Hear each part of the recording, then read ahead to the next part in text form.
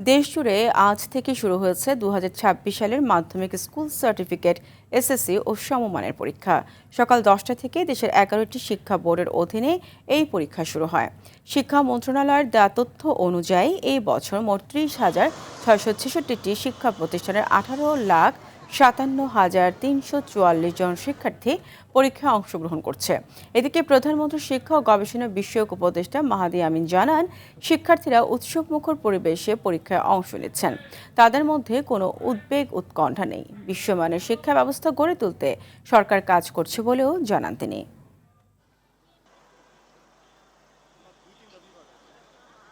আমার ছেলে পরীক্ষা দিচ্ছে, আমার ছেলেও করছে। এই জন্য পাবলিক পরীক্ষার ব্যাপারের জন্য পূর্ব প্রস্তুতি নেওয়া যায়, তাহলে সেটা ভালো হয়।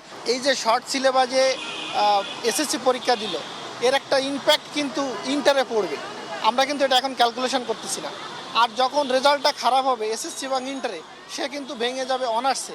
শিক্ষা যেন হয় আনন্দমুখর, প্রতিটা পরীক্ষা যেন হয় চাপ মুক্ত, যেখানে ভয় থাকবে না, ভীতি থাকবে না, উৎসাহ থাকবে, উদ্দীপনা থাকবে এবং অভিভাবকরা প্রেরণা যোগাবেন ইনশাআল্লাহ।